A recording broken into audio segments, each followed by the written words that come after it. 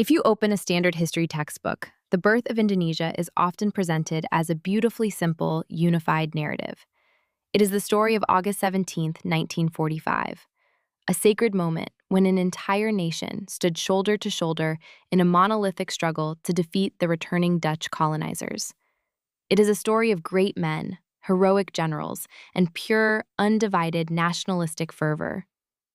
But history is rarely a straight line. It is messy, fragmented, and deeply human. What if the Indonesian Revolution was not just one war, but dozens of overlapping conflicts? The historical archives reveal that this era was actually a collision of revolutionary worlds, a highly multifaceted event shaped by different political, religious, social, and regional entities, sometimes fighting the Dutch and sometimes fighting each other. Welcome to Catatan Nusantara. Today, we are stepping past the myth of the monolith. We are diving into the untold, complex realities of the Indonesian War of Independence from 1945 to 1949.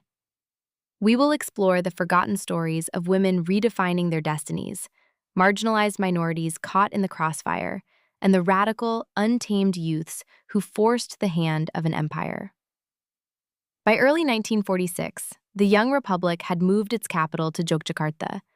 This city became the symbolic heart of the nation, a sort of theater state where educated, westernized Republican elites performed the rituals of a modern, civilized government to win over international diplomats and observers. But these polished diplomats had a visceral problem. The actual fighting on the ground was driven by the Pemuda, the revolutionized youth. These young men, often drawing from traditional Javanese modes of apprenticeship or local street gangs, terrified their own leaders.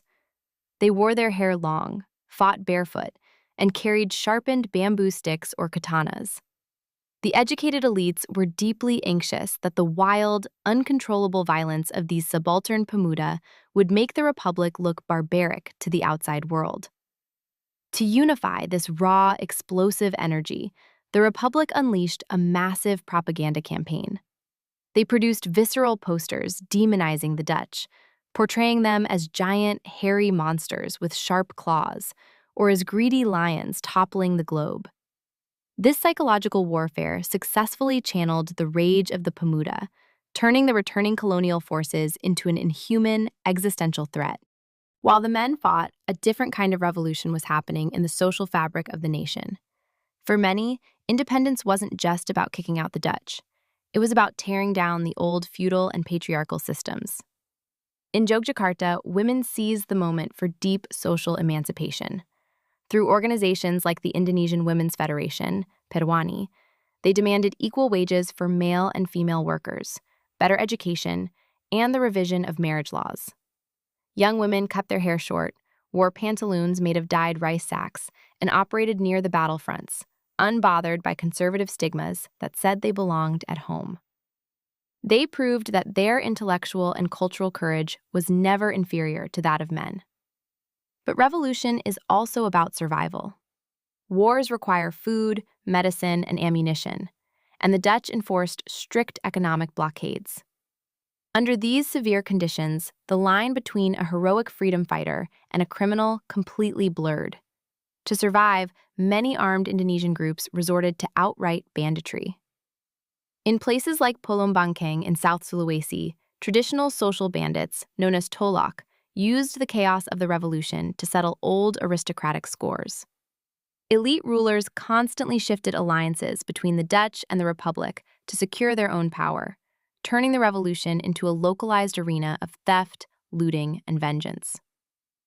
Every revolution casts a long, dark shadow.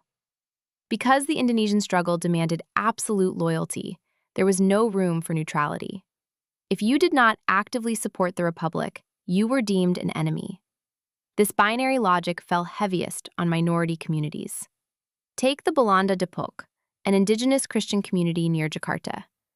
Because they had enjoyed special privileges under colonial rule, they became easy targets for radicalized militias, facing horrific waves of looting, kidnapping, and murder in an event known as the Bersiap. The ethnic Chinese communities suffered similarly. In places like East Sumatra and Padang, Chinese businesses and homes were frequently ransacked. Caught between the Dutch army, Indonesian militias, and the political pull of the Civil War happening back in their ancestral homeland of China, they were forced to navigate a deadly, contested middle ground. To protect themselves, some formed the Chinese Security Corps, or Pao An Tui, which only fueled further Indonesian suspicions of collaboration. The Indian community in Medan faced similar violence. Yet history also shows us flashes of solidarity. Muslim Indian soldiers defected from the British Indian Army to fight alongside the Republic. While in Aceh, a region the Dutch never managed to reoccupy, the local Chinese community lived safely, actively funding and supporting the Indonesian independence struggle. Nowhere was the revolutionary chaos more devastating than in West Java. By 1948, it was a brutal three-way conflict. You had the Dutch military maintaining their puppet state of Pasundan, you had the returning Republican Army, the Siliwangi Division, and you had Darul Islam, a radical armed movement fighting to establish an Islamic state. The ultimate victims were the everyday people. Caught in the crossfire, local communities were subjected to scorched earth tactics, looting, and extreme violence from all three sides. Hundreds of thousands fled into disease-ridden refugee camps, suffering from malaria, hunger, and scabies, just to survive.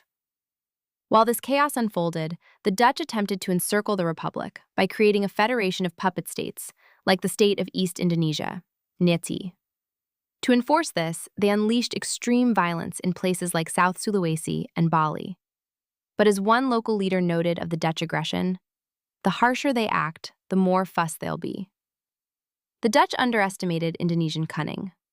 Many Indonesian politicians who officially participated in the Dutch-created federal states were secretly using their positions to undermine the Dutch from the inside, eventually dismantling the federation to join the Unitary Republic.